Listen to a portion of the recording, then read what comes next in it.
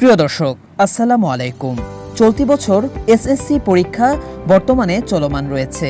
এক্ষেত্রে পরীক্ষার সম্পর্কে শিক্ষা মন্ত্রণালয় থেকে কয়েকটি গুরুত্বপূর্ণ সুখবর জানানো হয়েছে, যে বিষয়গুলো সকল শিক্ষার্থীদের জানা অত্যন্ত গুরুত্বপূর্ণ।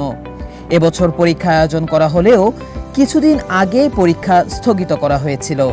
এর অন্যতম কারণ হলো ঘূর্ণিঝড়। পরীক্ষার রেজাল্ট প্রকাশ নিয়ে শিক্ষা মন্ত্রণালয় থেকে দারুণ কয়েকটি সুখবর জানিয়েছে, যা আমরা শিক্ষার্থীদের সুবিধার্থে এই ভিডিওতে তুলে ধরছি। এবছর এসএসসি পরীক্ষা আয়োজন করা হয়েছে 30 এপ্রিল এবং 23 মে পরীক্ষা শেষ হওয়ার কথা ছিল, কিন্তু পরীক্ষা স্থগিত হওয়ার কারণে আগামী 27 এবং 28 তারিখে পরীক্ষা শেষ করা হবে। যে দুটি পরীক্ষা স্থগিত করা হয়েছে তা 27 এবং 28 তারিখে আয়োজন করা হবে। এর জন্যই পরীক্ষা পিছিয়ে যাচ্ছে। ফলাফল প্রকাশ নিয়ে শিক্ষা মন্ত্রণালয় জানায়, বর্তমানে শিক্ষার্থীদের পরীক্ষা পিছিয়ে যাচ্ছে, তাই ফলাফল প্রকাশও একটু পিছিয়ে যাবে।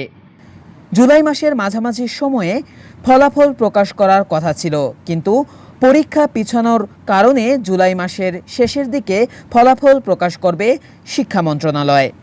শিক্ষা মন্ত্রণালয় আরও একটি সুখবর হিসেবে বলেন, বর্তমানে শিক্ষা অধিদপ্তর পরীক্ষার খাতা দেখছেন।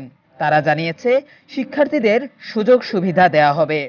1 বা 2 নাম্বার এর কারণে যারা ফেল করবে তাদের পাশ করানোর জন্য সর্বোচ্চ প্রচেষ্টা করা হবে। এছাড়া শিক্ষা মন্ত্রণালয় থেকে আরও জানায়, বর্তমানে শিক্ষার্থীরা পরীক্ষা দিচ্ছে। আগামী পরীক্ষাগুলোর খাতা শিক্ষকদের কাছে চলে যাবে। তারা দেখে শিক্ষার্থীদের নাম্বার প্রদান করবে। পাশাপাশি শিক্ষার্থীদের এমনভাবে নাম্বার দেওয়া হবে যাতে তারা ভালো ফলাফল করতে পারে।